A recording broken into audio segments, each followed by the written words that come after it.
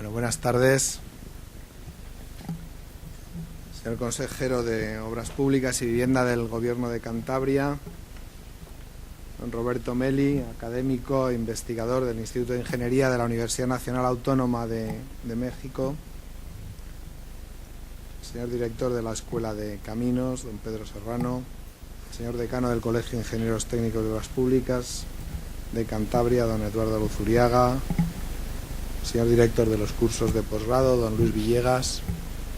Queridas amigas y queridos amigos todos, bienvenidos a este acto de inauguración de esta sexta edición de los posgrados en Tecnología y Gestión de la Edificación, que, como hemos visto, dirige el profesor Villegas, a quien le doy la palabra para la presentación de esta sexta edición de los mismos. Luis. Bien, buenas tardes. Estimadas autoridades, representantes de las entidades patrocinadoras y colaboradoras, profesores, alumnos y demás personas que nos acompañáis en este acto académico. Celebramos la inauguración de la sexta edición de los cursos de máster, expertos y especialización en Tecnología y Gestión de la Edificación dentro del marco de actividades formativas que ofrece esta Escuela de Ingenieros de Caminos, Canales y Puertos de la Universidad de Cantabria. Una vez más, la acogida de estos estudios ha sido bastante favorable. En los títulos sub-C de máster y expertos se han matriculado un total de 48 alumnos y los que cursarán las diferentes especializaciones después de las matriculaciones del próximo febrero superarán la veintena. Señalar asimismo que el pasado junio se incorporó una nueva entidad patrocinadora al programa, Invisa Construcción, que hoy nos acompaña y que ya se incluye en el cartel del máster situado en el estrado junto con el resto de patrocinadores.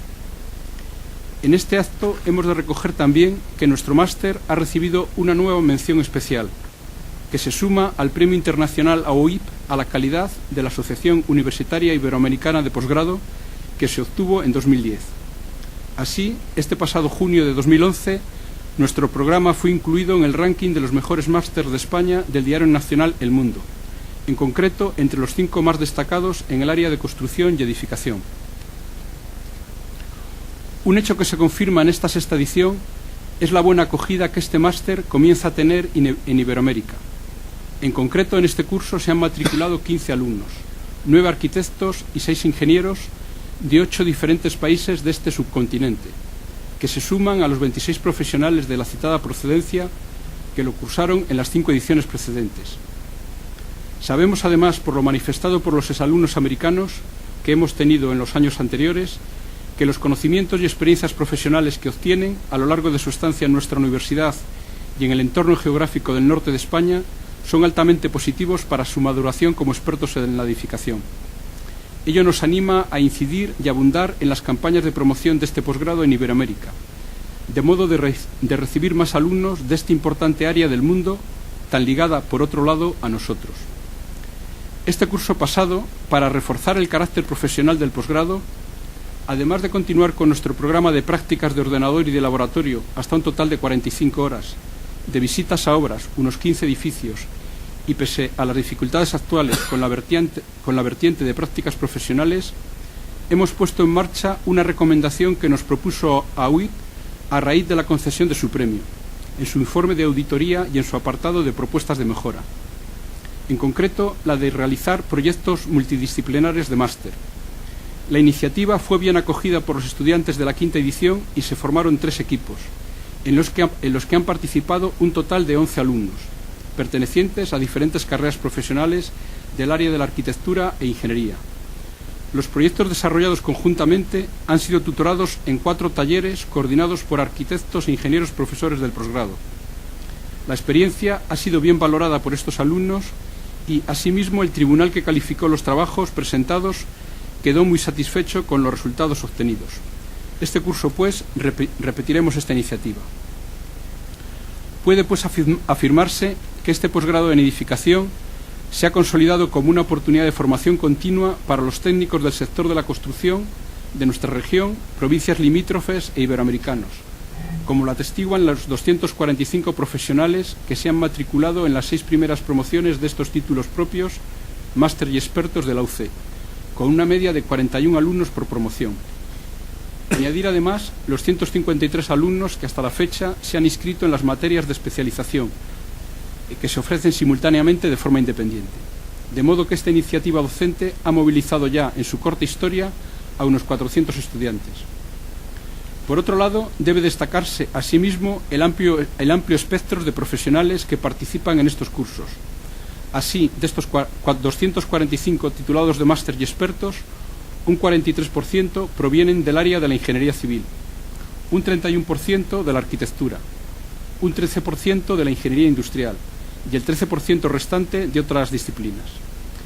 Esto, junto al gran abanico de edades de los participantes, desde jóvenes titulados a profesionales experimentados, la edad media de los participantes en las 4 últimas ediciones ha sido de 33 años, hace que las clases sean muy participativas y con variados puntos de vista.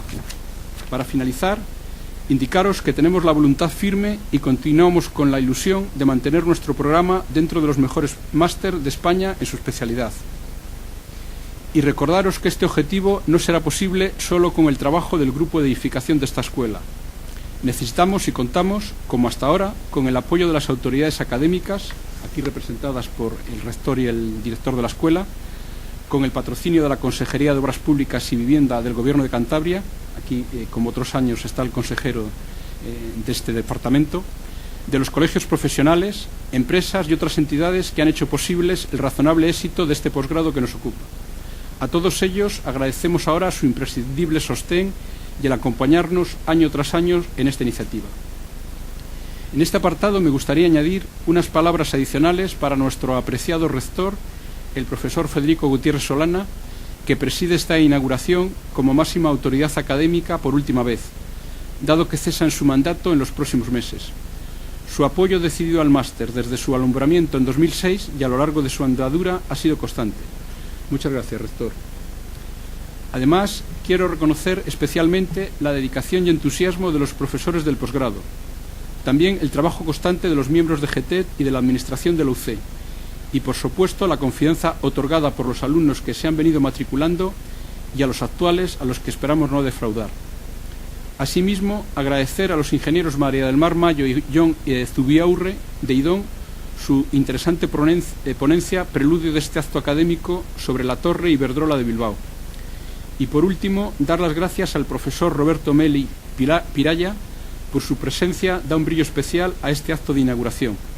Su conferencia sobre ingeniería estructural y rehabilitación de los edificios históricos no dudo que será de gran interés, dada su excepcional currículum académico y profesional que leeré posteriormente. Muchas gracias.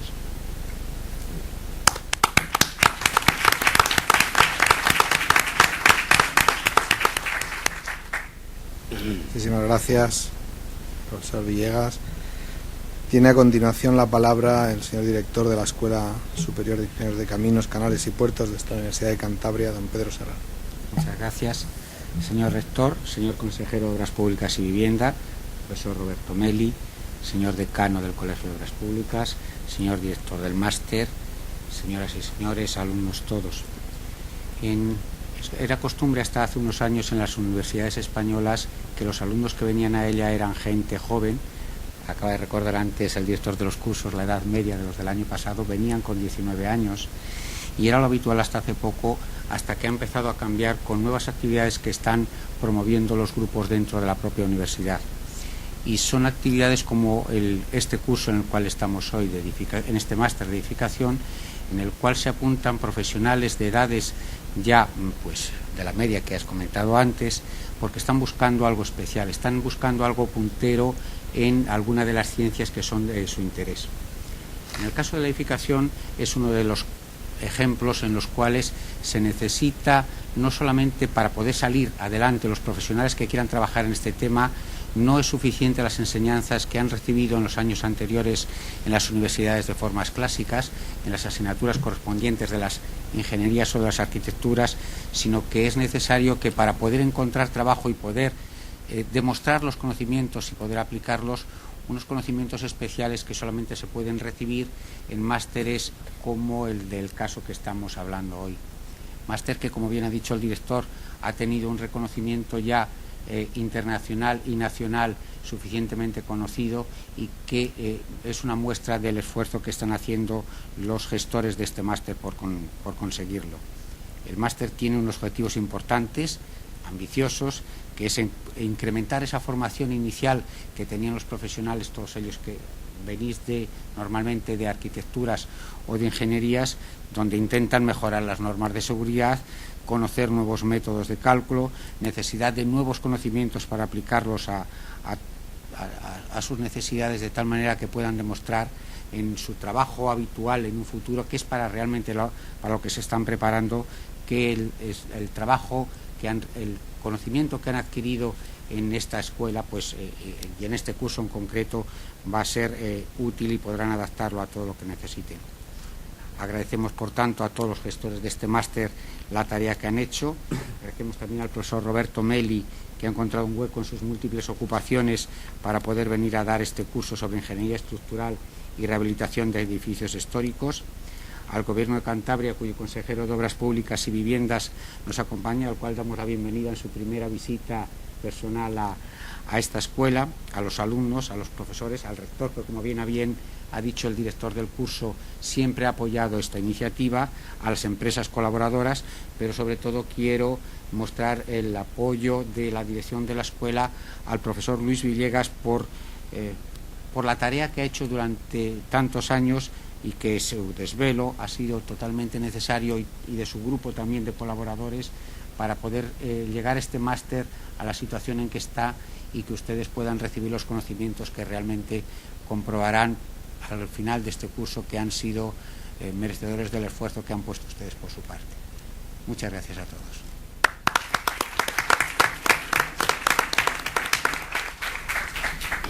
Muchísimas gracias, director. Tiene a continuación la palabra el señor decano del Colegio de Ingenieros Técnicos de Obras Públicas de Cantabria, don Eduardo Luzuriaga. Buenas tardes a todos. Bueno, yo en principio vengo en representación de los colegios que colaboran con este máster, que son varios. Entonces, de manera general, los colegios profesionales, como sabéis, o como deberíais saber si no lo digo yo, tienen como parte fundamental de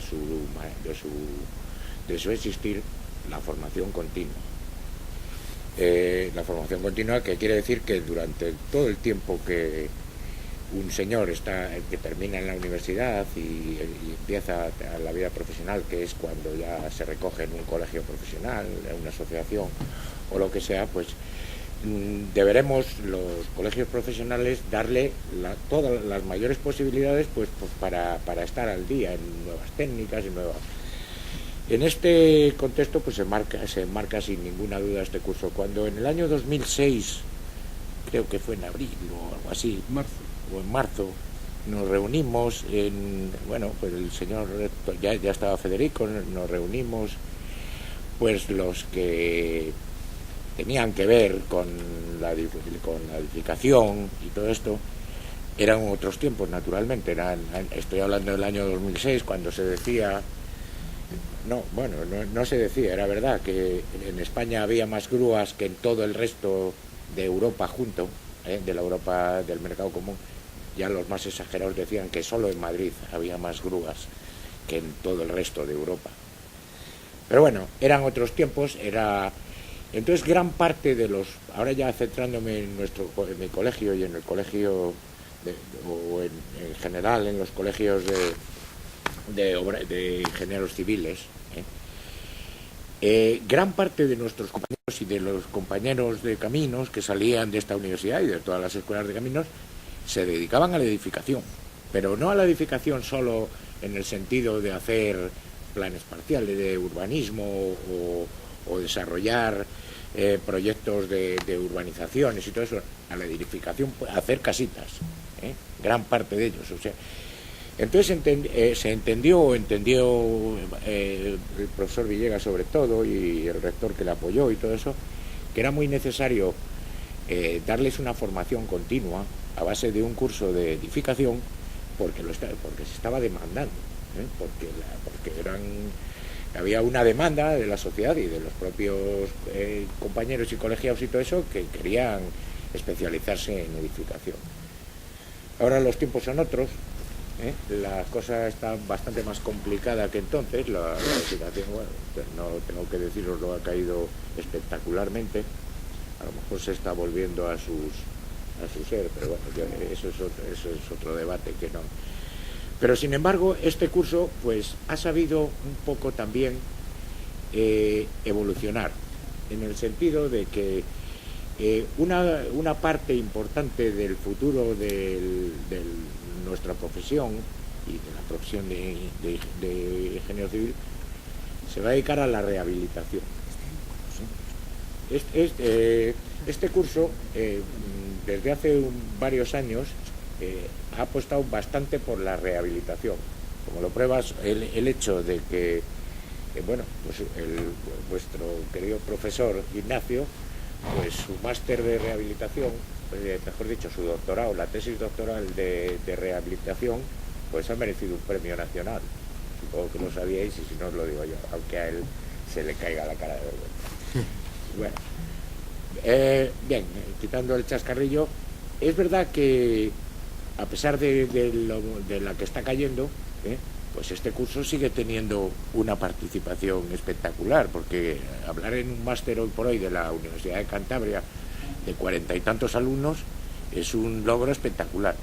¿Qué quiere decir? Que este máster está prestigiado, y que a pesar de que, bueno, pues los momentos son malos y todo eso, no cabe duda de que los de ustedes que estén mejor preparados son los que van a tener más posibilidades, eso está claro, ¿no? Entonces, y por ir abreviando, no sé, bueno, supongo que sabéis, si alguno de vosotros está colegiado y eso, que corren muy malos tiempos para los colegios profesionales, corren muy malos tiempos, pero por lo menos el nuestro, mientras podamos, mientras subsistamos, vamos a seguir participando y aprobando y apoyando este máster. Primero, porque es nuestra obligación, puesto que nos lo demandan un amplio número de colegios. De estos 245 profesionales, hay que tener en cuenta que el 43% son de nuestra rama, de la rama civil, lo cual quiere decir que entre nuestros compañeros incluso tiene más demandas, sorprendentemente, bueno, no sorprendentemente, que los de arquitectura, por ejemplo, que las ramas de arquitectura. Entonces, en la medida de nuestras posibilidades y mientras sigamos subsistiendo como colegio profesional, vamos a seguir apoyando este máster y agradeciéndoles pues a los señores del departamento de la Universidad de Cantabria de la Tecnología y Gestión de la Edificación el esfuerzo que conlleva el montar un máster de esta categoría y durante tanto tiempo. Y nada más, eso es lo que quería decir.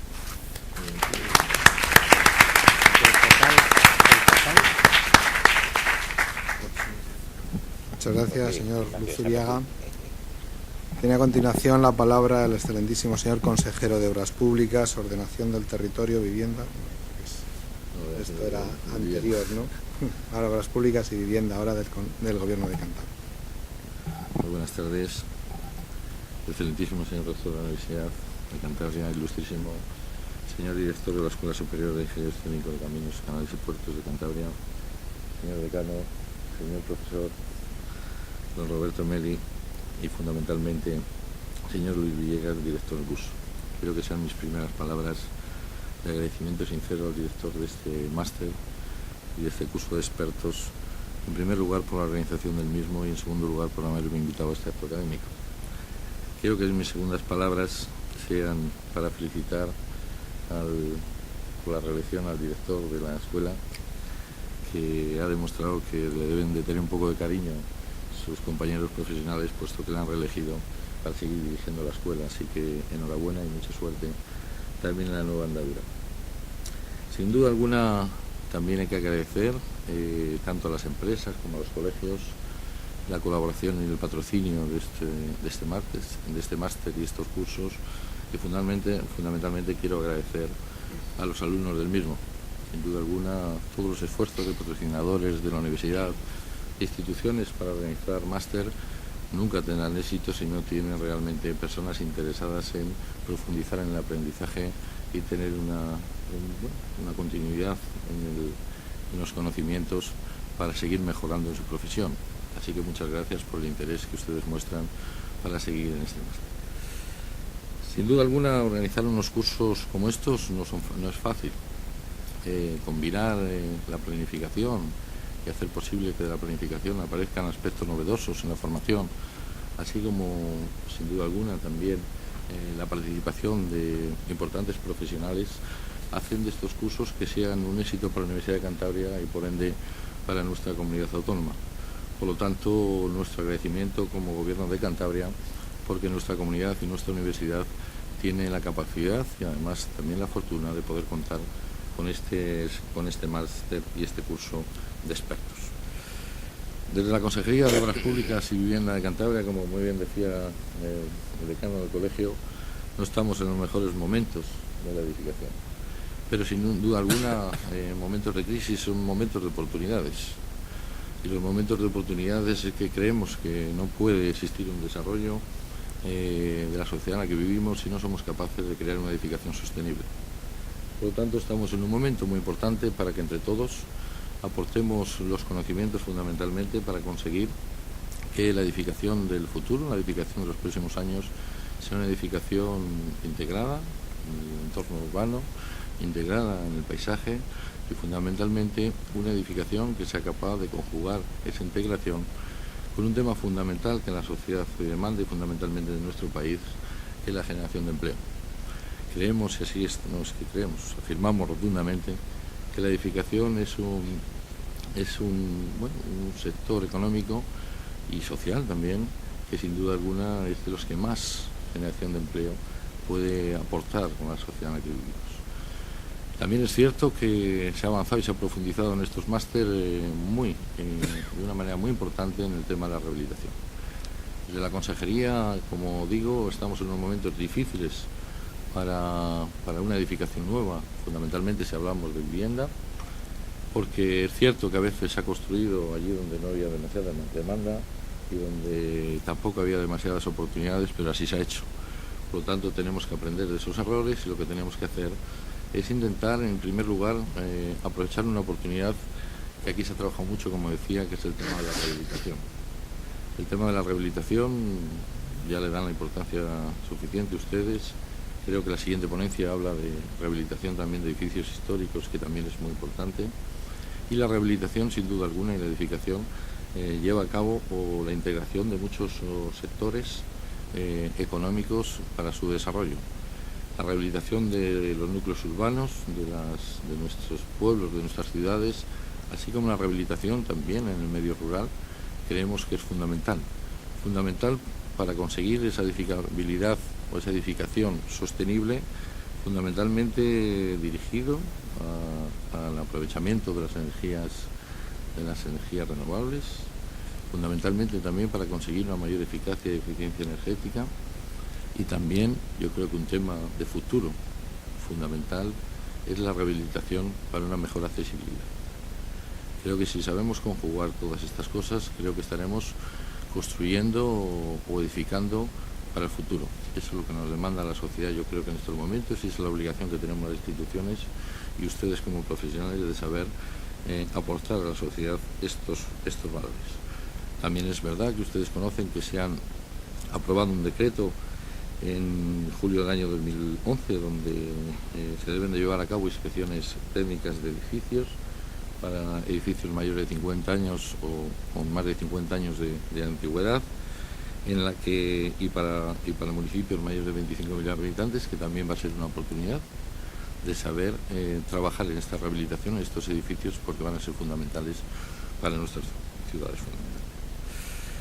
Por lo tanto, este máster encaja dentro de las prioridades que la Consejería de Obras Públicas y Vivienda del Gobierno de Cantabria tiene planteadas para los próximos 4 años y, por lo tanto, esta colaboración creo que es de suma importancia para el futuro. Quiero agradecer también, sin duda alguna, el reconocimiento de la universidad y el reconocimiento de este máster, porque conseguir que personas de otras universidades y fundamentalmente de otros continentes, en este caso de Iberoamérica, vean la aportación de la Universidad de Cantabria para seguir mejorando, para seguir profundizando sus conocimientos y nos acompañen y estén aquí presentes en este máster. Esto hay que reconocérselo sin duda alguna y fundamentalmente al director de los cursos, don Luis. Así que muchas gracias, y a ustedes que han venido de otros países, aprovechen a disfrutar de esta tierra y sobre todo a lo que han venido a aprender. Muchas gracias, mucha suerte a todos y mucha suerte al máster y al curso de expertos para el futuro.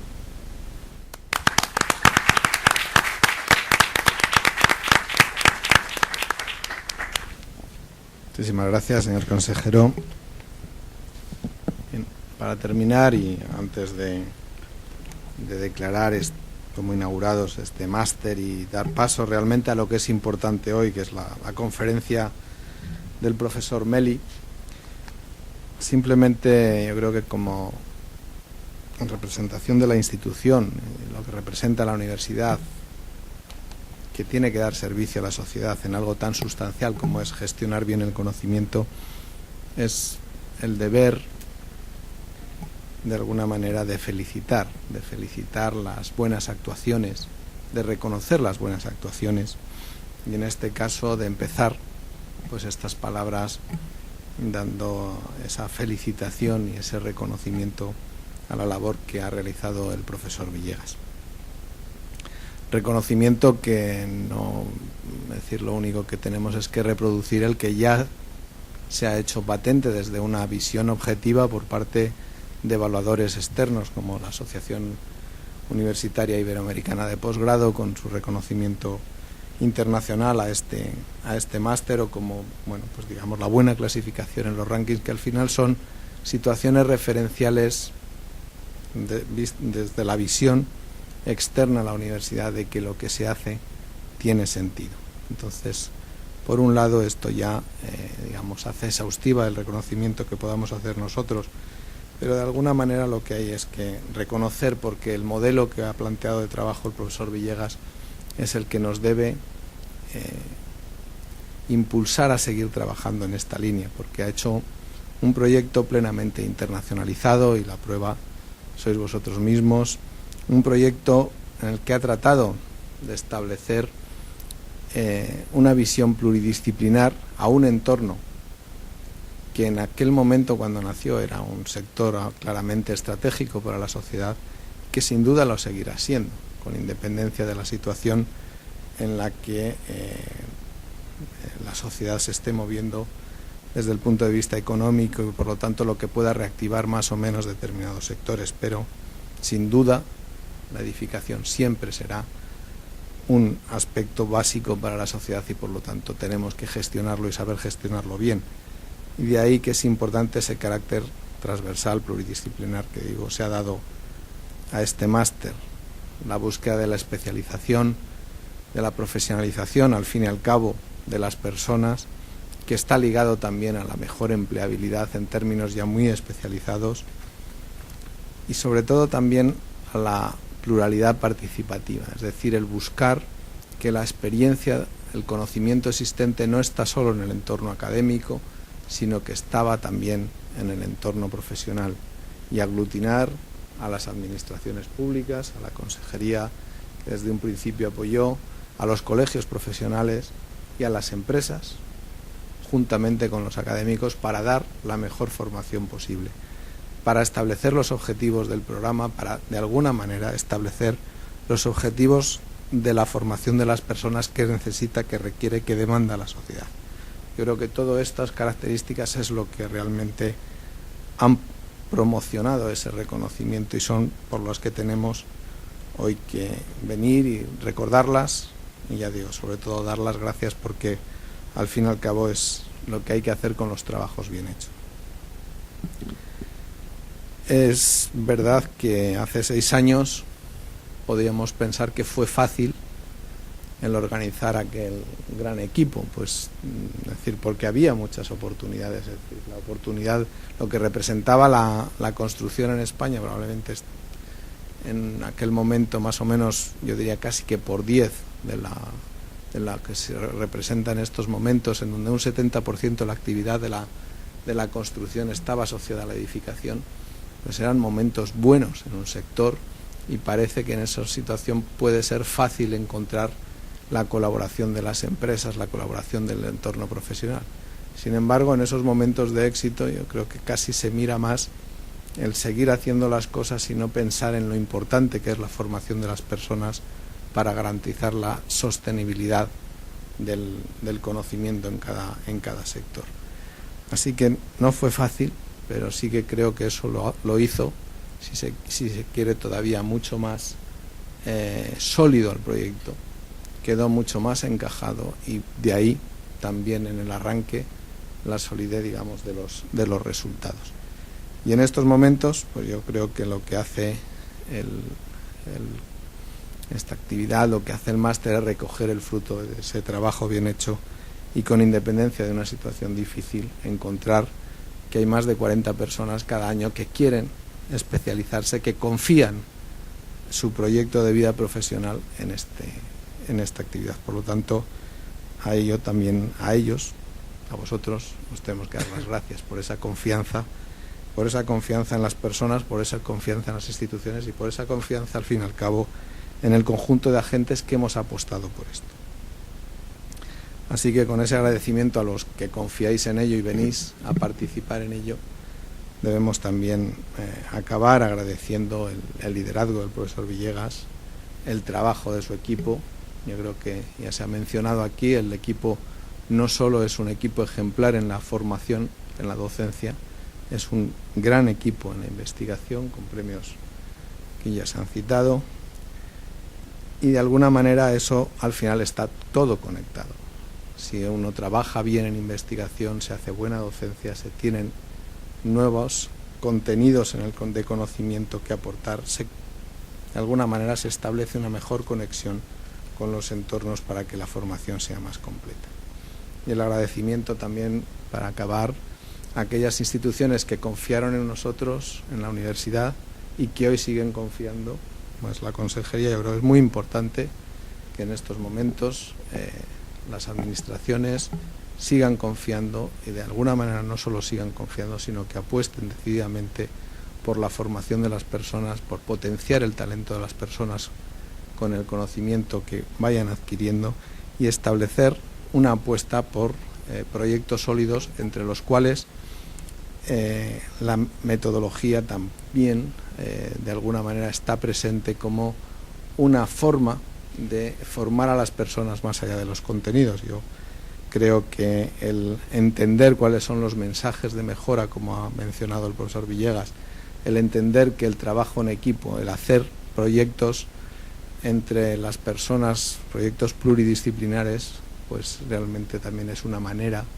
de aprender desde la forma del taller, por así decir, de la práctica, que sin duda todavía hace más atractivo el proyecto y que nos obliga a acabar agradeciendo también a las empresas que valoran ese esfuerzo, que entienden también que su participación es fundamental para incentivar a la sociedad, para incentivar a los jóvenes a seguir trabajando en su formación, y que esa formación al fin y al cabo es el futuro de todos nosotros. Así que muchísimas gracias a todos los que he citado, a todos los que estamos aquí, al profesor Meli por atender nuestra invitación, por de alguna manera sentar cátedra también en esta universidad y hacernos partícipes de su conocimiento, demostrando que este no tiene fronteras y que es accesible y a donde lo queramos gestionar adecuadamente. Muchísimas gracias a todos, y queda inaugurado esta 6ª edición del posgrado en Tecnología y Gestión de la Edificación. Muchas gracias.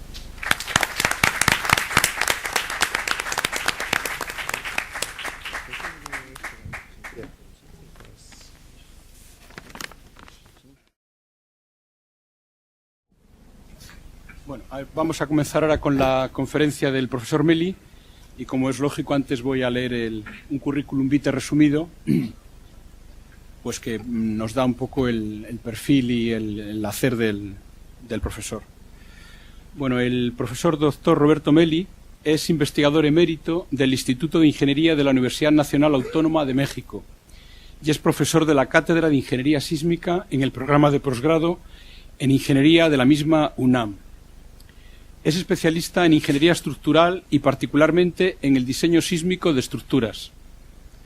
Ha impartido cursos y conferencias en diversos centros del país y del extranjero y ha sido profesor visitante de la Universidad de Texas y del Politécnico de Milán. Es autor de más de 160 artículos técnicos y de 4 libros sobre distintos temas del diseño estructural. En concreto, en 1998 publicó un libro sobre ingeniería estructural de los edificios históricos que ha sido ampliamente utilizado por los especialistas en rehabilitación de monumentos del país y del resto del mundo de habla hispana. Ha participado en la elaboración de normas y reglamentos de construcción en México y otros países, particularmente en los aspectos de seguridad sísmica de las construcciones. Ha sido presidente de la Sociedad Mexicana de Ingeniería Sísmica y vicepresidente de la Asociación Internacional de Ingeniería Sísmica. Desde su fundación participó en el Centro Nacional de Prevención de Desastres, primero como coordinador de investigación y después como director general de 1995 al año 2000.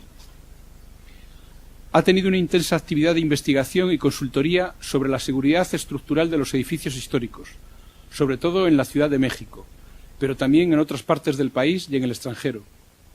Entre otras obras relevantes, ha participado en el programa de rehabilitación de la Catedral de México, ya responsable de la seguridad estructural en el programa de conservación de los edificios históricos del patrimonio de la UNAM. Es miembro del Consejo Nacional de Monumentos y del Consejo Científico Internacional sobre Seguridad Estructural del Patrimonio Arquitectónico, ICOMOS. Ha recibido, entre otros, el Premio Nacional y el Premio Nacional de Ciencias y Artes, ambos en el área de desarrollo tecnológico, así como el Premio Nacional de Protección Civil y el Premio Ciudad de México. Además, el Premio Fray Federico Sescosé a la Restauración y en este año 2011 el Premio Nacional de Ingeniería Civil. Pues ya sin más, profesor, le agradezco mucho su estancia aquí en la escuela y tiene la palabra.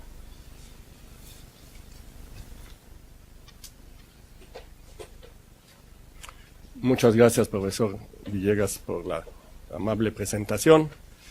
Pues buenas noches a todos y pues es un placer estar aquí en Santander y en particular en esta universidad y realmente me siento muy honrado por la invitación que la universidad me ha hecho y agradezco mucho al profesor Villegas por haber gestionado la posibilidad de que diera yo esta plática a ustedes. De lo que voy a hablar esta noche es de problemas de la rehabilitación de edificios que tengan problemas de seguridad estructural. Me voy a referir a edificios en general, son monumentos. Sin embargo, yo entiendo que muchas de las personas van a tener poca oportunidad de estar en contacto con los grandes edificios y que el trabajo principal está en la rehabilitación de los edificios antiguos y en el cuidado de sus aspectos de seguridad estructural y de las técnicas específicas que se deben emplear para ellos. Yo espero que lo que yo presente, que se refiere a estos otros edificios más importantes, pues les sea de utilidad para eso, porque creo que los principios son los mismos.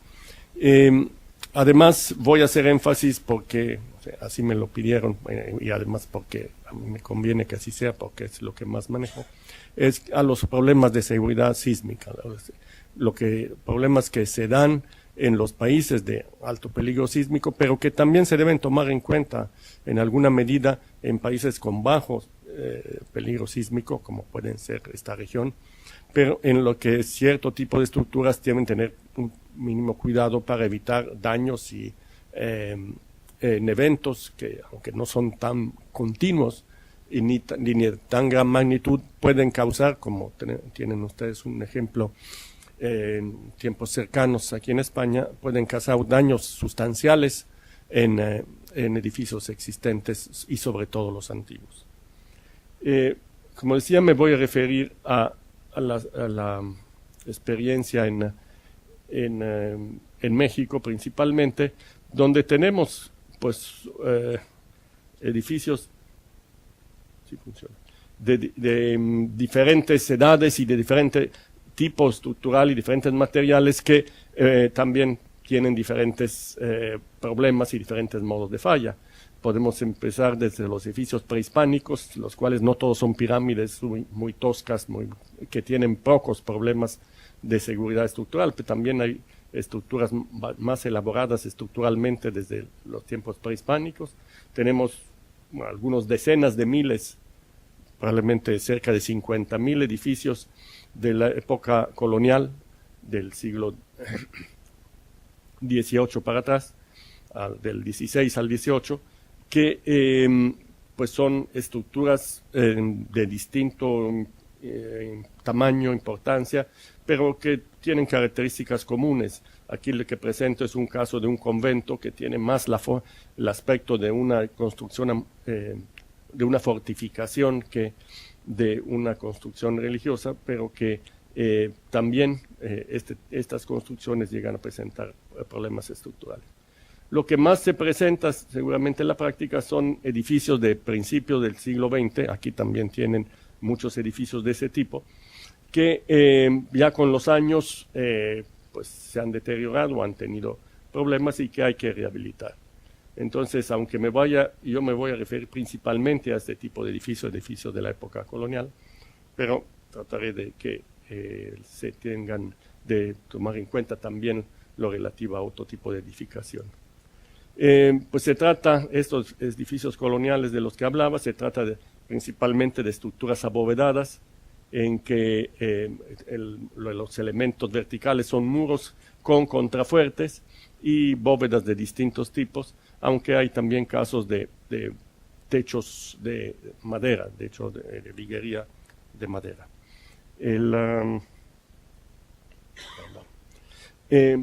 Pero el caso quizás más común, además de los edificios religiosos que mencionaba antes, son los edificios civiles, las casas, los edificios dedicados a ya sea habitación o a grandes edificios del gobierno de las ciudades. Y estos están formados normalmente por muros de lo que nosotros llamamos mampostería de piedra, o de muros de mampostería de ladrillo de fábrica, que no están y que tienen sistemas de techo. Los techos o los pisos son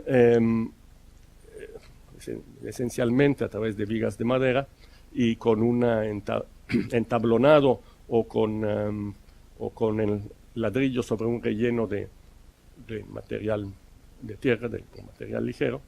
Y la característica respecto a lo que hay que entender en primer término es que lo que más distingue a estos edificios de los modernos no es tanto que el material sea distinto, son materiales más pobres estos, de menor resistencia. Lo que más los distingue es el hecho de que este material no permite una liga, una conexión muy eficiente entre un elemento y otro. Por ejemplo, entre los muros transversales y los muros longitudinales en sus encuentros aunque puede haber una trabazón, pero la tan baja resistencia a tracción que tienen estos materiales hace que esa conexión entre los distintos elementos es muy pobre. Y la otra es que los sistemas de piso o de techo no están tampoco conectados a los elementos verticales, a los muros, porque están encajadas las vigas en unos perforaciones que se hacen en los muros, pero estas no están conectadas, penetran, pero pueden zafarse fácilmente. Y eso permite ciertos modos de fallas que normalmente no tenemos en los edificios modernos. Los materiales son el adobe en los edificios más pobres o la sillería en los edificios más ricos, pero lo más general son una mampostería de piedra irregular con morteros de cal y arena de relativamente poca resistencia. Estos edificios pueden fallar, hay que tomar en cuenta que estos edificios pueden fallar también por su propio peso. Aunque tengamos edificios que han resistido, están en pie desde hace 1 o 2 siglos, y eso demuestra que han podido resistir las cargas propias del edificio, normales de operación del edificio, esto no implica que eso perdure para siempre. Por el tipo de material que tienen, material que es digamos, degradable por el efecto, sobre todo de la humedad, se pueden tener fallas. Me gusta mostrar este ejemplo que es una torre en la parte izquierda, el extremo, bueno, depende, yo lo estoy... en la parte izquierda de esta figura se tiene esta torre cívica de Pavía que del siglo XIII, de 1200 y tantos, y tiene 35 o 40 metros de altura, y que pues una mañana amaneció así, o sea, durante la noche se desplomó totalmente, destruyó parte de la fachada de la iglesia de junto, no hubo ningún sismo, ninguna explosión, ningún rayos y truenos y cosas de estas, simplemente por el efecto del progresivo deterioro de la conexión entre este paramento exterior de mampostería y el resto de la estructura. Esto es una estructura, esta es una sección de la torre, ¿no? Hay un paramento exterior de ladrillo, un paramento interior de ladrillo, un pequeño hueco para la escalera para subir. Lo único que servía no servía para nada, o sea, ni siquiera, sí se podía subir, pero la idea de estas torres era mostrar el poder y la fuerza de la familia que las construía. Pero inicialmente esta sección trabajaba como una sección conjunta, el paramento exterior con el interior y con el material pobre que había en el interior. Entonces, el espesor de la pared era de varios metros, por lo menos 2-3 metros de espesor de estas paredes pero poco a poco el paramento exterior se fue despegando del interior por el efecto de la intemperie. Y entonces, al despegarse, ya no fue capaz este paramento de resistir, digamos, el peso propio de todas el resto de la torre que estaba hacia arriba, porque por pandeo, por inestabilidad lateral, ¿sí? se flexionó hacia afuera y se desprendió. Durante el tiempo que estaba conectado, esta sección compuesta tenía suficiente momento de inercia, suficiente rigidez como para evitar el pandeo, pero en cuanto se fue separando, pues ya no tuvo la capacidad para resistir la carga debido a su peso propio y eso se desplomó. Entonces, eso es ampliamente una llamada de atención de que no por el hecho de que en este caso no se veía claramente ninguna señal de debilidad, por lo menos a simple vista. Obviamente sí se debía ver algo en cuanto que localmente debe haber habido alguna flexión hacia afuera, pero nadie se dio cuenta y esto llegó al desplomo. Entonces hay que revisar con cierta frecuencia estos edificios para evitar estos problemas. En la Ciudad de México, donde yo trabajo, el problema más común para los edificios son los hundimientos. Los hundimientos en el suelo, que en este caso todos estos grandes edificios de la época colonial están cimentados, están fundados sobre depósitos de arcilla muy blanda, muy deformable, y que con el tiempo producen hundimientos que no son uniformes, constantes en toda la planta del elemento, sino pueden ser diferentes por dos razones distintas. Una es porque aunque yo tuviera un edificio de peso constante, de peso uniformemente distribuido y un suelo uniforme, por la distribución, por los bulbos de presiones que se presentan en el suelo, el edificio tendería a deformarse como este edificio de la izquierda. O sea, se hunde más en el centro que en los extremos y tiene una forma acharolada, o sea, forma cóncava. Y esto, la mampostería no es capaz, eso introduce tensiones diagonales, tracciones diagonales en la mampostería que pues no es muy apta para resistir ese tipo de esfuerzos.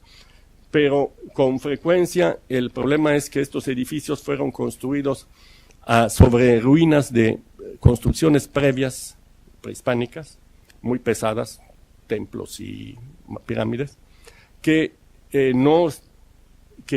en la zona donde estaban ubicadas, pensemos en esta parte central de este edificio de aquí, sí, en la zona, o en esta parte más alta de este edificio de aquí, si en esta parte hubo antes un edificio muy pesado que compactó, consolidó el suelo debido a su peso durante décadas o quizás hasta más de un siglo, ¿sí? El suelo está muy consolidado aquí, mientras si aquí originalmente no había construcción, el suelo está menos consolidado, está casi virgen, está mucho más deformable.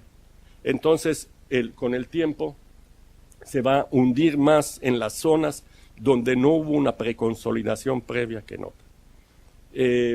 Entonces, estas dos, ya sea esta última, que es las distintas propiedades del suelo sobre distintas partes, es la principal fuente de problemas de daños en casi todos los edificios de la Ciudad de México y de muchas otras ciudades, en que ahora estos problemas, debo decir, no sé si eso sospecho que puede estar sucediendo en algún lugar de este país, que la sobreexplotación de los acuíferos profundos produce asentamientos de los mantos, de los estratos superiores, hundimientos.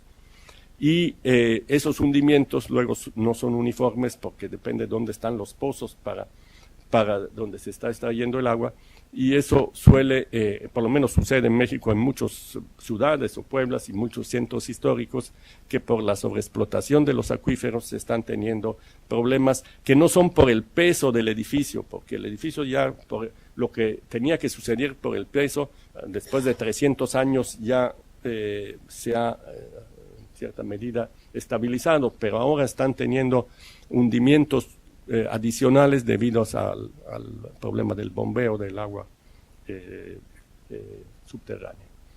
Desde luego la fuente más frecuente de daños, por lo menos en países como México, son los sismos, ¿no? Los terremotos, que son bastante frecuentes y que afectan más ciertas zonas que otras, pero como veremos en un momento, un sismo que hubo en junio de 1999 nos dio un ejemplo de los daños, del monto de los daños que puede causar un terremoto que no fue de extraordinaria intensidad. Entonces, resumiendo, en cuanto a los aspectos sísmicos, los problemas principales se derivan de la escasa resistencia a tracción de la mampostería, de la escasa continuidad entre los distintos elementos estructurales y del comportamiento frágil. O sea, la mampostería se rompe, fácilmente se separa, y eso da lugar a fallas bruscas, fallas, llamemos catastróficas, y no a una fluencia, a una cedencia progresiva que sea capaz de mantener la carga, su capacidad de carga para deformación es muy importante. En cuanto se le deforma cierta cantidad y eso introduce tracciones, tiende a fallar o a agrietarse por lo menos. Voy a darle este ejemplo que mencionaba antes del sismo del 15 de junio de 99, que estos son distintos estados de México. El sismo tuvo su epicentro en una parte del estado de Puebla, aquí en la primera columna vienen los estados donde se encontraban los templos, y lo que quiero hacer ver son estos, primero este número final, que hubo 1542 templos, solamente templos dañados, la mayoría afortunadamente solo de manera ligera o moderada, pero hubo un buen número de fallas, colapsos parciales por lo menos, digamos casi 150 con colapsos y otros 500 con daño moderado, pero que implicó de todos modos una rehabilitación de cierto modo. Entonces eso nos da idea de la vulnerabilidad, de la debilidad que tienen estos monumentos a efectos sísmicos. Lo primero que necesitamos entender bien es cómo fallan, o sea, cuáles son las vulnerabilidades, las debilidades de estos monumentos, ¿no? Y se deben todos a la tracción. Los elementos más vulnerables son, desde luego, las torres. Las torres son elementos muy flexibles que tienen muy poca rigidez y resistencia a cargas laterales. Se forman mecanismos de colapso en los extremos de las columnas que forman los distintos cuerpos de los campanarios, ¿no? De los campanarios arriba. En segundo término son probablemente las bóvedas, como esta bóveda central, y las cúpulas. Aquí se ve más claramente el daño en la cúpula.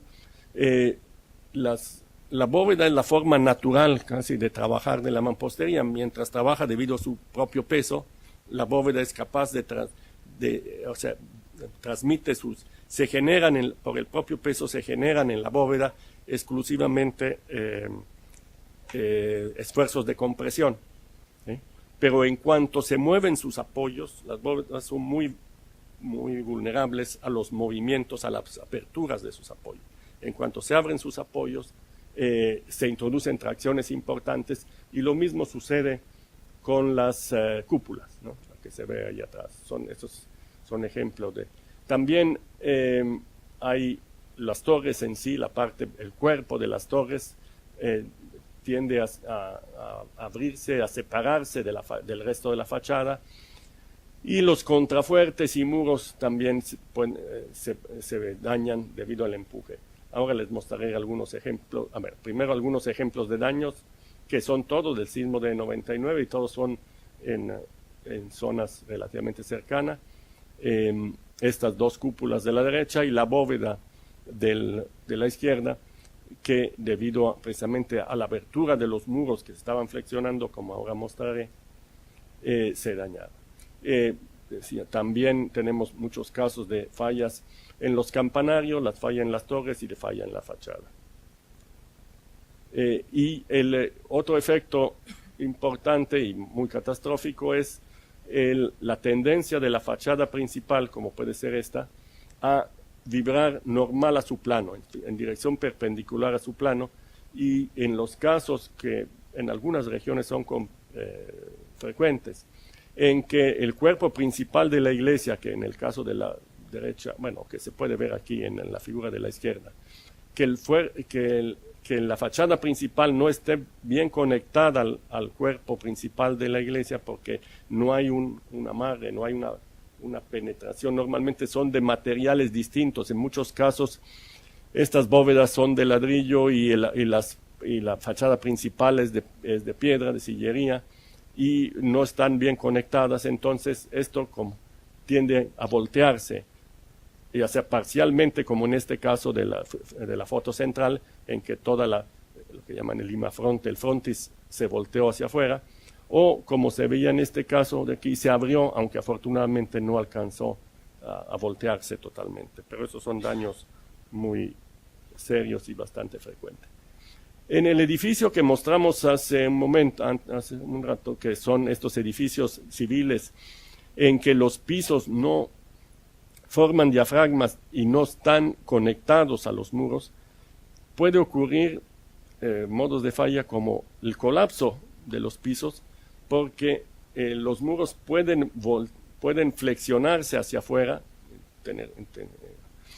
tender a tener un volteo, y al flexionarse hacia afuera se despegan, se separan de los pisos, y el asiento que hay de las vigas sobre el muro puede ser insuficiente. Entonces hay un colapso de los pisos, y al colapsar se quedan todas estas como unas banderas, unos elementos sumamente delgados y altos que se voltean también hacia afuera. Entonces los colapsos pueden ser importantes en este tipo de edificios, que son similares a los que pueden encontrar de principio del siglo XX o del siglo anterior, en que no había una amarre, una conexión entre los sistemas de pisos, ya sea de viguetas, que entonces podían ser viguetas ya de acero, de hierro fundido, y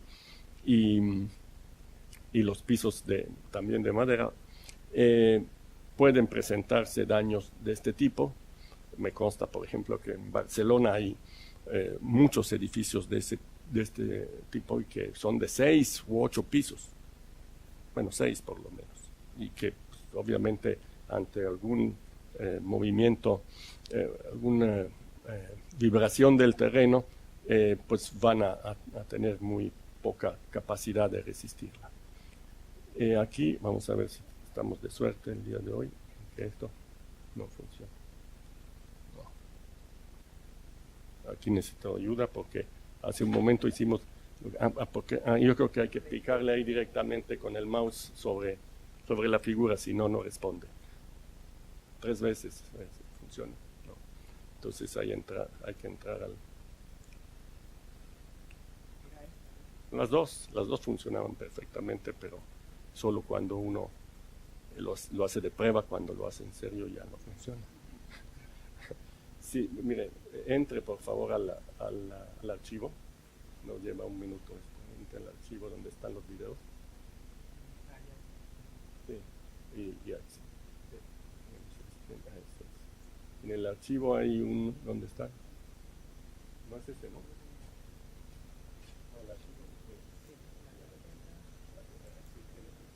Ahí estamos viendo, ¿no?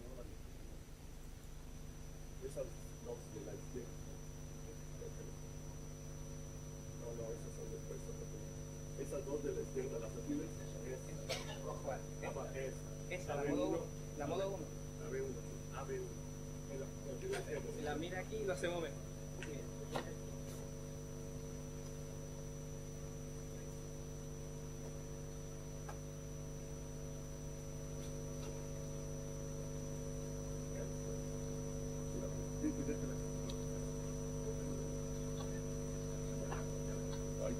Se necesita que alguien le mande vibraciones externas. Bueno, esta es la representación en un modelo numérico, pues, del templo que mostrábamos hace rato. Y este es el movimiento que se llama el modo de vibración por desplazamiento, en el cual las paredes tienden a abrirse una y a cerrarse la otra, pero esta que se abre, digamos, se introducen en el muro un empuje lateral que se suma al empuje que es debido a la carga vertical y que puede producir su volteo. La siguiente, a ver si podemos. Pues, ¿qué es esto? Ahora. No, esa. Eso, ahí va. Eso. Este es un modo de vibración por el efecto del peso de la bóveda, que se flexiona hacia arriba y hacia abajo, y que eso sí tiende a empujar hacia afuera en un cierto momento los dos muros. Entonces esto puede dar lugar al colapso total de la bóveda porque empujas, le falta apoyo y se colapsa. Ahora, ¿cuándo se excita este y cuándo se excita el otro? Depende del tipo de movimiento del suelo. Si el suelo tiene un movimiento exclusivamente horizontal, se excita el primero exclusivamente. Si el suelo tiene un movimiento horizontal y vertical, si tiene un movimiento vertical importante, una vibración vertical importante, se excita también este movimiento y es mucho más peligroso para el colapso de los templos. Si podemos regresar a la presentación, por favor. Entonces, ¿cuándo sucede qué tipo de sismos producen movimientos prevalentemente horizontales y cuáles tienen movimientos? Yo la muevo. Gracias. No se vaya porque al rato lo necesito. Okay. Entonces, si el suelo tiene una vibración esencialmente horizontal, se excita el primer modo, y si hay una vibración vertical. Ahora, los sismos con movimientos horizontales, cerca del epicentro, cerca de donde se da la ruptura entre las fallas, se generan ondas de vibración tanto verticales como horizontales. Entonces, todas las construcciones que se encuentren cercanas a al epicentro, pues a la zona de movimiento de las placas terrestres, de la falla geológica, van a tener movimiento también del segundo tipo. A medida que me alejo del epicentro, disminuye la vibración horizontal pero lentamente con la distancia, mientras que la vibración vertical disminuye mucho más rápidamente con la distancia a la zona de falla. Entonces, si yo estoy a 30, 40 kilómetros de la zona de falla, solo tengo movimientos horizontales prácticamente. Si estoy cerca del epicentro, siento que el suelo brinca, las piedras empiezan a brincar en el suelo. Entonces, esto es lo que hay que entender en cuanto que tenemos, depende del tipo de movimiento que puede esperarse, del tipo de falla geológica que puede afectar. Se puede presentar una falla como la de arriba, que es debida al movimiento horizontal, como ven ahí, en que se abren se forman como un mecanismo de articulaciones plásticas, como le llamamos en la bóveda, y que puede dar lugar a daño, o como la de abajo, que son el modo de falla ante vibraciones verticales. Creo que eso quedaba bastante claro del otro. Para entender mejor este problema, lo que hicimos es hacer un modelo real, a escala, de un templo como los que acabo de describir, o como que vimos las figuras, que esto se hizo de piedra y de ladrillos, la bóveda, y se construyó en laboratorio, y se sometió a un movimiento horizontal, como es este de casi 50 segundos de duración, pero en algunos casos simultáneamente se aplicó también un movimiento vertical, que es casi de la misma intensidad que el horizontal. Y lo que les quiero mostrar es, ahora sí necesito otra vez su ayuda, porque solas no quieren, hay que ayudarlas. Entonces, la que dice H60, por favor.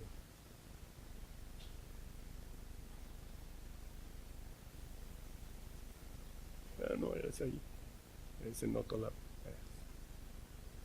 H60. Esa.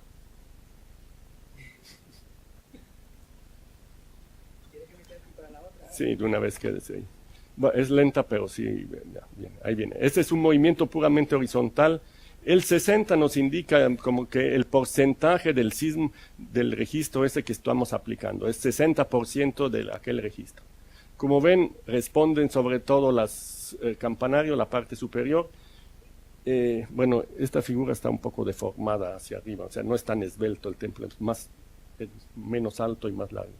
Aquí, pues falló, ya terminó el movimiento, falló una cúpula, falló un cupulín de la torre. Está ahí parado, digo, no es el acto de magia el hecho que esté, digamos, que no se haya caído, sino que estaba colgado de un alambre para que no fuera a romper algo allá abajo. Entonces, este fue entonces el momento. Bueno, eso lo repite, no pasa nada nuevo de lo que pasó antes. Ya, por favor. Déjeme, nomás, porque lo voy a necesitar en un momento, nomás déjeme mostrar un par de láminas más. Bueno, estos son, bueno, aceleraciones, no voy a entrar en detalles sobre lo que se registró. Lo que me interesa es ver que aparte de lo que vimos de la falla de las cúpulas, de los cupulines de las torres, hubo grietas importantes, como se ve en la figura central superior, longitudinal en las bóvedas, y también grietas en los muros, y como se ven en esto.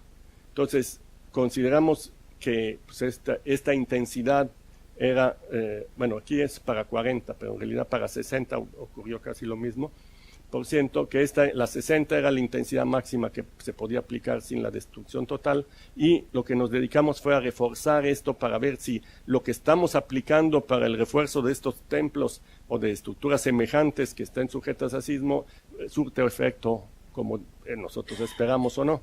Entonces, para las cúpulas, para los campanarios, lo que hicimos fue colocar una, ¿cómo se llama? Una malla de acero de refuerzo por dentro y su revoque con, ¿cómo le llaman ustedes? Bueno, sí, proyectado, pero a mano. Bueno, ahí además como estamos a escala casi de pastel de 15 años, no había mucho para usar grandes. Entonces, y eso hacia abajo. Y se colocó una viga de concreto en estos valles de la zona entre donde el arranque de la bóveda y el muro. Entonces se hizo una viga de concreto perimetral que en el frente, como no teníamos espacio para colocarlas, se conectó con unos tensores longitudinales que anclaban la fachada hasta el fondo, hasta el ábside, ¿no? Hasta la parte posterior de la iglesia. Y se pusieron, ahí están en la foto inferior izquierda, unos tensores o tirantes, ¿sí? Para restringir la abertura de los muros. Entonces ahora sí viene para usted el trabajo. Lo que sucede, esto lo sometimos a un movimiento que tenía 120, que tenía el doble de intensidad del que había dañado ya irremediablemente. Ahí déjele que ahorita se despierta. Ahí va. Déjala. Tenía el doble de la intensidad, pero además tenía la misma intensidad vertical que la horizontal. O sea, como ven, está moviéndose verticalmente y está moviéndose horizontalmente, ¿sí? Al doble de lo que hacía la otra. Y pues los campanarios resultaron bien, la fachada ya no se dañó, los muros estuvieron bien. Lo que nos falló un poco como refuerzo fue el ábside, si no sé si alcanzan a ver la parte exterior del muro que estaba moviéndose mucho. Nos faltó rigidizar un poco la parte de atrás, y entonces hubo ciertos daños en el muro posterior, ¿no? En el muro de fondo de la iglesia, lo que se llama el ábside. Pero en general el refuerzo que se colocó cambió radicalmente el comportamiento de eso que se ve inclinado es un cablecito, no es esta que se ve en la fachada ahí, no le hagan caso, no es un daño, no es una grieta. Bueno, ahora sí, ya, gracias, ya se acabó su tarea, muy amable, muchas gracias. Bueno, ya.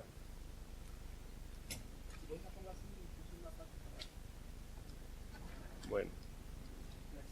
Uno de los factores que nos llamó mucho la atención es que medimos, o sea, de los registros de la respuesta de las deformaciones, dedujimos el amortiguamiento que tiene, el amortiguamiento de la vibración que es capaz de poner este tipo de estructuras. Y estos amortiguamientos se miden respecto a lo que se llama el amortiguamiento crítico. Variaron desde 6% hasta 12 o 15% en cuanto aumentó la intensidad tal que empezó a dañar al muro, al edificio. Estos amortiguamientos relativamente altos son una forma muy efectiva de defenderse, digamos, de un colapso total de estos monumentos, que son muy superiores a los que tienen las estructuras modernas. En una estructura de concreto o de acero tenemos amortiguamiento del orden de 2 o 3% para pequeñas vibraciones y pueden llegar no mucho al 5% para grandes desplazamientos, pero aquí tenemos desde el principio amortiguamientos mayores y eso es algo que hay que tomar en cuenta. Bueno, el objetivo principal de esas pruebas que hicimos no era tanto ver, era más que ver lo que enseñé, que era ver la eficacia de distintos sistemas de refuerzo, era ver qué tanto podíamos predecir analíticamente la respuesta que teníamos en el laboratorio. Si nuestros modelos de cálculo, de análisis numérico que contamos ahora se cuenta con modelos de análisis numérico por elemento finito que permiten reproducir estructuras de gran complejidad, hasta mucho más complejas que estas, ¿sí? Con decenas de miles de elementos finitos, y se usan así ya rutinariamente en todas las oficinas de cálculo en su versión que solo admite un comportamiento elástico lineal, que todo está pegado, que todo resiste igual a tensión que a compresión, pero existen también versiones que permiten introducir la falta de resistencia a tracción o cierto límite de resistencia a tracción, que en cuanto se excede la resistencia a tracción se separan los elementos finitos. Entonces, con ese tipo de elementos reprodujimos en forma detallada la geometría de la estructura y lo sometimos al mismo movimiento que habíamos sometido el modelo físico. Y pues el tipo de daño que se presentó fue muy similar en cuanto a la falla de los campanarios, en cuanto a las grietas en la bóveda y en cuanto al daño de los muros. No quiero decir que haya sido perfecto, pero sí, en términos generales se reprodujo la respuesta. También en cuanto a desplazamientos, el mismo desplazamiento lateral que presentaba el modelo físico se obtuvo muy similar en el modelo analítico. Entonces eso nos dio cierta confiabilidad, cierta confianza en los métodos de análisis con lo que se impone. Bueno, esta es una forma un poco más clara de comparar el comportamiento del modelo experimental a la izquierda y el comportamiento en cuanto al daño, más bien el daño en el modelo analítico con el daño en el modelo experimental, y son relativamente parecidos. Les quiero mencionar ahora alguna otra cosa de este tipo que en lo que nos entretenemos en nuestra universidad, y que es probando cosas e instrumentando, y es la instrumentación que se colocó en la Catedral de la Ciudad de México, que es la que se mostraba en esta figura. Es una catedral construida que se empezó a fines del 16 y terminó casi a principio, bueno, a fines del 10, por lo menos a fines del 17, o sea, duró sus buenos 200 años.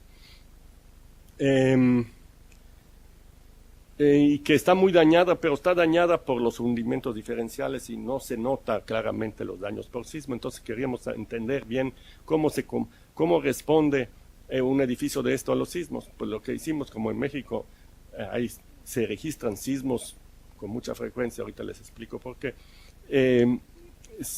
pusimos una red de 8 instrumentos, en realidad son de 8 instrumentos en el techo, en la azotea pues de la iglesia, y en su cimentación, que dice aquí 3 y 4 son abajo en la cimentación y uno afuera, que aquí se debe ver en algún lado, no sé si donde esté, en cuerpo libre, uno que está afuera para ver cómo se mueve el suelo sin la interferencia de la construcción. Y pues de todos los resultados les voy a presentar solo esto, que es para mí el más importante y el más, que más nos da confianza. En la figura, en la gráfica, el trazo grueso es el movimiento en el suelo y el trazo delgado es el movimiento en el techo. Como ven, bueno, esto van de la mano, o sea, tienen el mismo periodo de vibración, o sea, la misma forma de vibrar, pero también la amplitud es solo ligeramente mayor en el techo. O sea, si yo impongo una aceleración en el suelo de 10% de G, por decir algo, lo que mido arriba es 11 o 12% de la gravedad como aceleración horizontal. ¿Eso qué quiere decir? Que los dos, el suelo, lo que estamos registrando ahí arriba es el movimiento del suelo casi, que el suelo y el edificio se mueven como un cuerpo rígido, parece. No hay una vibración grande, no hay una deformación significativa del edificio que amplifique ese movimiento. En un edificio normal, cualquier edificio de hormigón o de acero, de los modernos, la deformación que se obtiene en el último piso, en la azotea, es del orden del 2,5 veces más que la deformación en la base, que se aplica, que se genera en su cimentación. Aquí solo tenemos 10-15% de amplificación, lo cual es, bueno, quiere decir que por razones que explicaré ahora, es poco sensible este monumento a este tipo de vibración. ¿Y por qué es poco sensible? Por las características de este movimiento que se está aplicando al suelo, si nos fijamos en la línea gruesa. Este es un movimiento casi armónico, o sea, una senoide, ¿sí? Con un periodo, o sea, una distancia entre picos. Si usted toma la distancia entre un pico vertical y el siguiente pico vertical, o suman las que hay en 10 segundos, van a contar que son 5 picos. Si dividen 10 segundos entre 5, quiere decir que eso tiene un periodo de 2 segundos. ¿Sí? Que los máximos se repiten. Es un movimiento del suelo muy lento, no parece un temblor de lo uno que ven en las películas, ustedes no los ven realmente. O sea, es un movimiento como casi de oleaje, movimiento. Lo que se da en estos suelos, que en realidad son casi agua, es una arcilla muy blanda, que proviene, cuya oscilación se debe a ondas que vienen de muy lejos, y que sus altas frecuencias ya se han amortiguado en el recorrido y se quedan solo las de baja frecuencia. Entonces, ¿qué pasa? Que estos monumentos, por ser muy rígidos, tienen un periodo natural, si recuerdan sus clases de dinámica todavía de hace algún tiempo, el periodo natural de vibración de un péndulo, ¿sí? Depende de su masa y de rigidez, estos edificios son muy rígidos y muy pesados, y entonces su periodo de vibración es mucho menor que el periodo que del movimiento que le estoy aplicando. Estos edificios tienen periodo de vibración que los altos, los grandes, como la catedral, llegan a 0.45 segundos, pero los edificios relativamente pequeños andan por 0.1 segundos. Si yo lo muevo con un movimiento de 2 segundos, se dejan llevar y no se deforman, ¿no? Mientras si yo muevo así un edificio de 20 pisos de altura, ¿sí? Que tiene un periodo de vibración de 2 segundos, lo deshago porque entra en resonancia. Entonces eso explica por qué, por ejemplo, en la Ciudad de México, en la zona de terreno blando de la Ciudad de México, lo que se dañan son los edificios modernos de altura mediana, no los muy, muy altos de 40 o 50 pisos, ya también se pasan muy del otro lado y no les hace nada. Pero los edificios que están cerca de estos 2 segundos o 3 segundos, según el tipo, el espesor de los mantos de arcilla, el periodo varía en esta arcilla entre 1.5 y 3 segundos, ¿sí? Según sea el periodo del sitio en que pongo el edificio, serán afectados edificios quizás de 20 o de 30 o de 40 pisos, pero los que pasan de 30 raramente ya tienen problemas, y los que están abajo de 7 u 8 pisos tampoco. Los que están en medio son los muy dañados. Bueno, esto nos lleva a la última parte, que voy a tratar de abreviar por el tiempo, que estamos un poco excedidos, que es los principios de rehabilitación estructural. Ahora, si hablamos de monumentos, tenemos que seguir en cualquier país, tenemos que seguir los principios que dan las oficinas nacionales, y que dependen de lo que dan las oficinas internacionales de monumentos, como el ICOMOS, el Instituto que depende de la UNESCO, es la oficina de la UNESCO que se dedica a los monumentos, y que dan una serie de principios que están incluidos en cartas para los generales, pero para la parte estructural hay una oficina en la que tienen un papel importante algunos especialistas españoles para la conservación estructural de los edificios. Y me voy a referir a... Y hay que entender que no podemos tratar, o sea, los ingenieros, sobre todo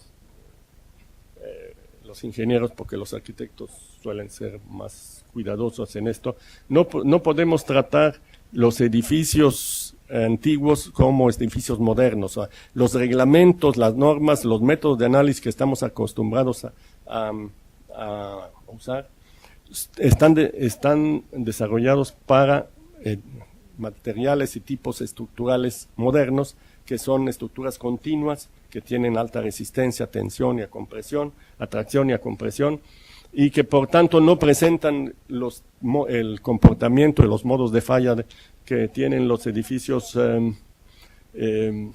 como los que he estado describiendo. Entonces tenemos que entender bien cómo está construida, cómo trabaja, cuál es la parte que constituye el esqueleto resistente del edificio y cómo trabaja para poderlo analizar y estudiar. Y y esto implica voy a irme un poco rápido, implica un análisis muy detallado de las etapas constructivas que tuvo el edificio, de las modificaciones que tuvo a lo largo de los años y de los daños que ha podido tener o deterioro que ha podido tener con el tiempo, ¿no? Y antes de hacer un análisis cuantitativo como cosas elaboradas como las que presenté, necesitamos entender cualitativamente cuál es el comportamiento, cómo se compara esto con el comportamiento de otros edificios que ya se han estudiado con anterioridad, a cuál de ellos se asemeja más. Y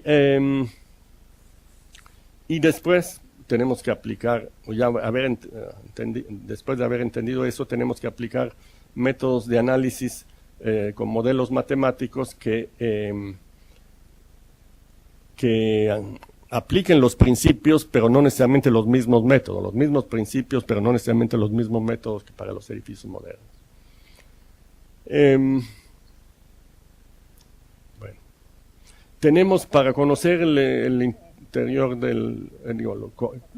lo importante es que necesitamos conocer bien las características de la estructura, y lo cual no son evidentes porque normalmente están recubiertas, o lo que vemos son su cara exterior, pero no conocemos bien su interior. Entonces necesitamos usar técnicas lo menos destructivas posible, como el ultrasonido o el radar de penetración, o pequeños y solo en elementos no muy esenciales, ni estructural ni artísticamente, pequeños núcleos de pulgada y media, que es, o sea, 3 centímetros, que es lo menos que por lo menos nosotros podemos extraer, y después meter adentro una videosonda, como la que los médicos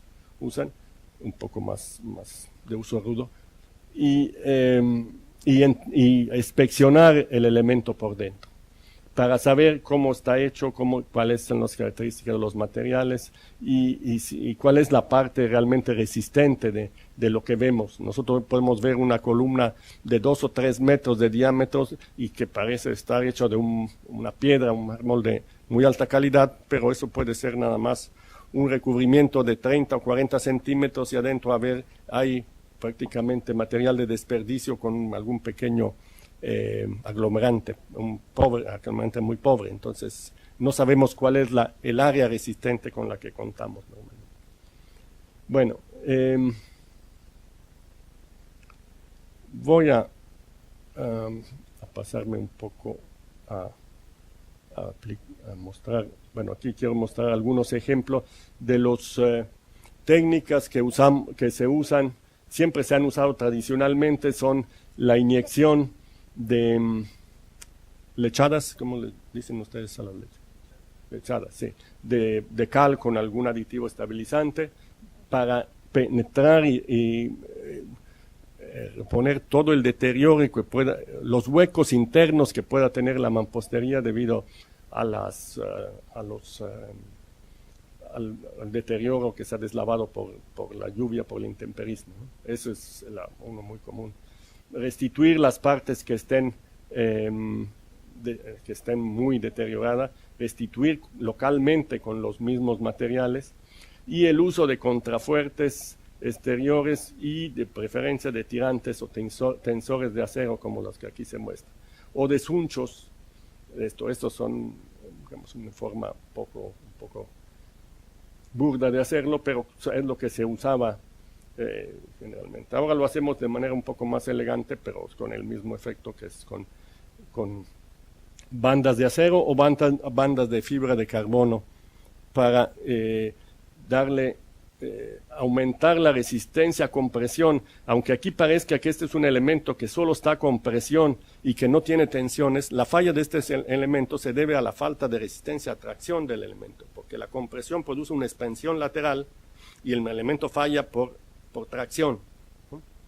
Y entonces si muestra señales de agrietamiento debido al peso propio, lo que tenemos que hacer es confinarlo, ponerle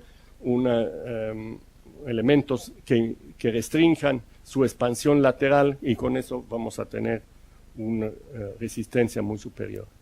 Los tensores, como las que se ven en este templo, se colocan, creo que es una lucha con los restauradores, que creo que la mayoría de ellos entienden y aceptan un elemento que puede verse muy extrusivo, como como un tensor, porque se entiende claramente cuál es su función y que es además similar a lo que usaban desde el siglo XIII o XIV. Vemos en los frescos de Fray Angélico, pues que los claustros en que él rezaba, pues siempre tenían estos tensores, porque ya estaban mostrando que sus columnas se estaban inclinando y ponían estos elementos. Entonces, esto es algo que hay que acordar entre el ingeniero, la persona que está a cargo de la parte estructural, con los restauradores. Y sí, lo que es muy difícil convencerlos es de usar materiales más modernos, como son la malla electrosoldada o elementos insertos dentro de la mampostería, elementos de hormigón que refuercen a la mampostería. Estos son, aparte de ser dudosa su efectividad, es poco aceptado por los restauradores. Les voy a mostrar entonces, nada más por último, algunas de las cosas que hicimos en la catedral. La Catedral de México, que les mostré antes, aquí se ve una planta, son 5 naves, y esta catedral mostraba en 1990, para no hacer cuentas de hace cuánto tiempo, que su extremo surponiente, o sea, inferior izquierdo de esta figura, que es, digamos, esta es la fachada principal aquí abajo, y aquí arriba en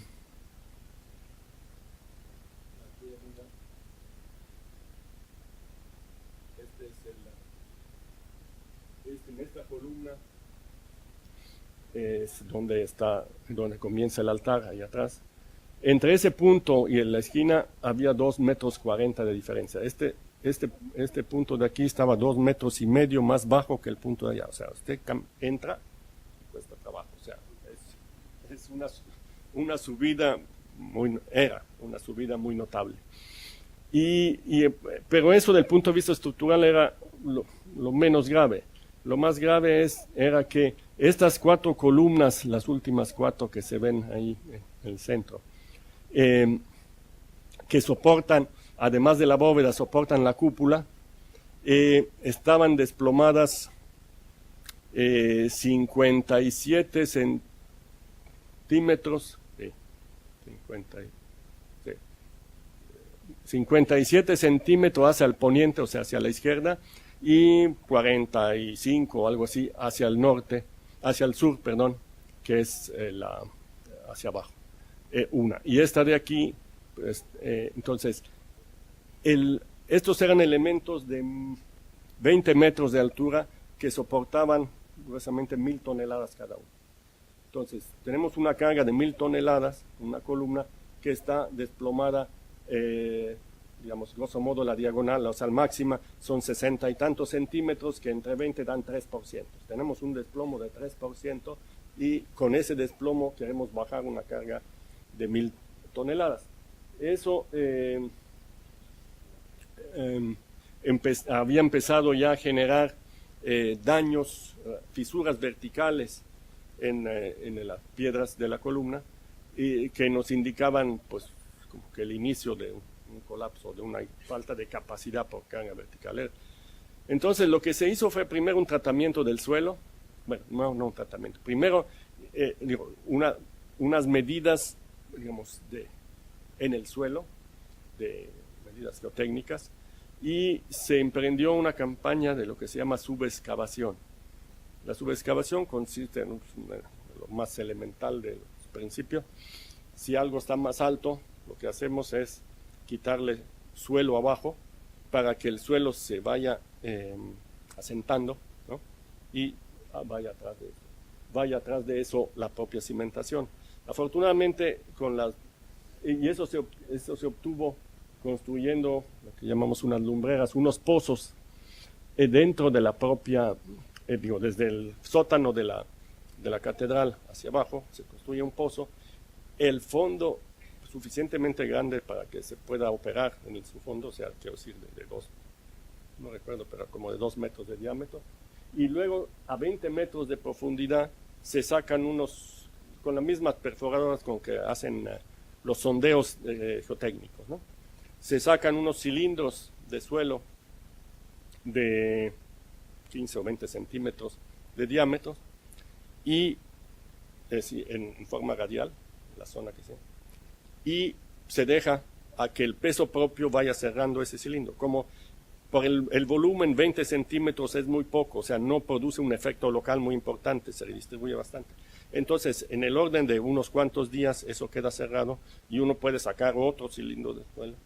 Y así se va por algunos meses y se logró bajar cerca de 1 metro estos puntos superiores y pues con una forma muy cuidadosa, había 20 y tantas lumbreras y se fue moviendo lo más posible como cuerpo rígido para no introducir, a pesar de que estaba todo apuntalado, se hizo un apuntalamiento estructural. Entonces se logró, pero finalmente cuando llegamos a 90 centímetros de corrección, ya nos dio miedo porque empezamos a ver grietas en las bases de las columnas y que el problema es que una estructura que está deformada, si la queremos enderezar, si es un movimiento de cuerpo rígido, lo acepta, pero si es un movimiento que implica regresarse de un estado en que las columnas estaban desplomadas, que es lo que más nos interesaba, es enderezar las columnas, pues las columnas están desplomadas porque el techo se abrió, pero no es lo mismo abrir el techo que cerrarlo, porque pues, adentro de esas grietas ya la habían resanado, la habíamos por siglos, entonces no era posible cerrarla a menos que hiciera unos tajos gigantescos. Entonces se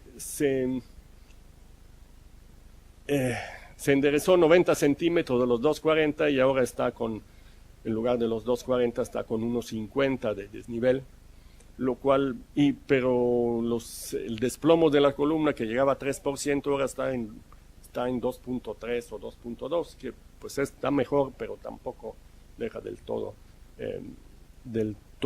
tranquilo. Sin embargo, lo que se hizo después para mí fue lo más valioso, fue que se hicieron inyecciones en las partes del suelo que estaban hundiéndose más, por ejemplo estas de aquí abajo, ¿no? ¿Por qué se hunden más? Porque aquí había habido una pirámide grandota y aquí había habido otra, y este suelo estaba muy consolidado, mientras que el suelo del frente no. Y así, bueno, es un panorama más complejo de lo que estoy describiendo, pues simplemente para darle una idea.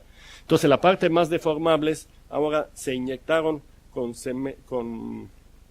morteros de lechadas con cemento y arena para rigidizar el suelo donde se estaba hundiendo más, y estamos hablando de cientos de puntos de inyección en que se hicieron como pequeños micropilotes, ¿no? No para soportar la estructura, simplemente para que el suelo, si quería enjutarse, tenía que deslizarse sobre las columnas, ¿no? Sobre los pilotes. Eso resultó muy efectivo, como decía, y ahora se está hundiendo de manera muy uniforme, mucho más uniforme.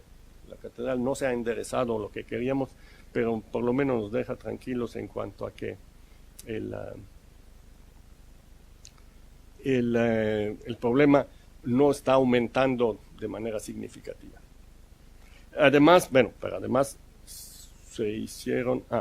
se se rigidizó la cimentación. Esas bandas negras que se ven ahí son elementos de concreto y acero. Los anillos que están alrededor de cada columna son de acero, y los elementos más rectilíneos son muros de concreto que se conectaron a las traves de cimentación que son de mampostería, para rigidizar la estructura en esa dirección y para que no tuviera la misma facilidad de abrirse, ¿no?, de girar hacia afuera.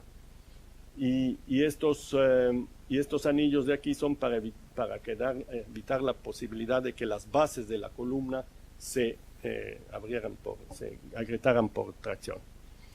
Bueno, entonces, además se conectaron, aquí se alcanza a ver algo, para conectar las fachadas laterales que estaban también inclinadas, se pusieron una serie de tensores en nivel de azotea y en 2 niveles interiores para que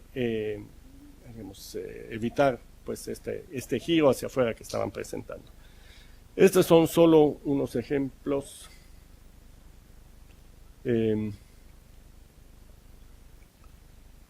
Les comento en 5 minutos más otro que está interesante, que también se debe a hundimientos. Problemas que uno no se imagina que pueden suceder. Esta es una pequeña iglesia, no es una gran joya, pero digamos, muy auténtica, del siglo XVIII, mediados del XVIII. Y estos son 2 edificios recién construidos de 35 y 28 pisos. El asunto es que esta iglesia está desplantada, tiene una cimentación superficial sobre el terreno que es la misma, que es muy similar al de la catedral, aunque está a unos 500 metros de distancia. Mientras que estos están desplantados en los depósitos profundos firmes, tienen pilas de cimentación. Nosotros lo llamamos pilas cuando se cavan primero y se cuelan, y pilotes cuando los hincamos. Bueno, estas eran pilas de 80 a 50 centímetros de diámetro, que hacen que estos edificios estén apoyados sobre depósitos profundos que casi no se hunden. Mientras que esto la iglesia está desplantada, está apoyada sobre el suelo superficial, la arcilla superficial, que tiene un hundimiento anual de entre 7,5 y 8,5, digamos 8 centímetros por año. ¿Sí? O sea que cualquier punto de esta base se hunde 8 centímetros por año. ¿Qué quiere decir? Que en 10 años esto baja 80 centímetros. ¿No? O en un siglo, porque con esto tenemos que hablar de siglos, ¿sí? de siglos, ¿no? Se bajan 8 metros. ¿Y qué va a pasar? Que el suelo, toda la zona donde están estos edificios de aquí, pues se va a quedar arriba, ¿no? Y mientras que esta se va a hundir. ¿Y qué pasa si estos se quedan arriba? Que alrededor de esos edificios se hace una loma, ¿no? O sea, no es que estos se hundan y se queden solitos y el otro se baje solito como un plomo, sino que el suelo de esos edificios se va a colgar de las pilas y entonces no se hunde igual, y ese efecto disminuye a medida que nos alejamos. Entonces, si nosotros dejamos esto aquí, ¿qué va a suceder? Que esta iglesia, que ya de por sí se estaba desplomando hacia la calle principal de aquí, pues se va a estar hundiendo mucho más, porque va a seguir la pendiente de esa loma que se forma porque estos se quedan arriba. Entonces, como esto no pidieron ninguna opinión ni permiso cuando hicieron esto, pues dijeron, este es nuestro negocio y nosotros lo vamos a hacer que no se hunda, y pues a ver quién nos puede criticar por eso. Tuvimos que poner el remedio en esta iglesia, que el remedio fue, en principio, otra vez, esos son los desplomos que presentaba la iglesia antes de, como 2%, cosas de la fachada. Esta es la calle principal que mostraba en la figura de aquí abajo, y esta es una calle lateral, son como 2% de desplomo hacia afuera. Y se colocaron entonces unos muros de acompañamiento que forman toda una retícula, pues, de traves muy robusta de 3 metros de profundidad y de 30 centímetros, 30 centímetros de espesor, y unos micropilotes para transmitir un poco más abajo la carga, y y luego se pusieron tensores por todos lados para tratar de amarrar esto, tanto en la fachada, por ejemplo, para amarrar la fachada como para la fachada principal, que es la de la izquierda, y como la fachada lateral, que es esta, que a través de unas vigas de acero que funcionan como tirante, que se intercalaron entre las vigas de madera, se anclaron a la fachada. Pero a todo esto, al final, lo que se le hizo, regresando a esta figura, se hizo una trinchera de unos 20 metros de profundidad y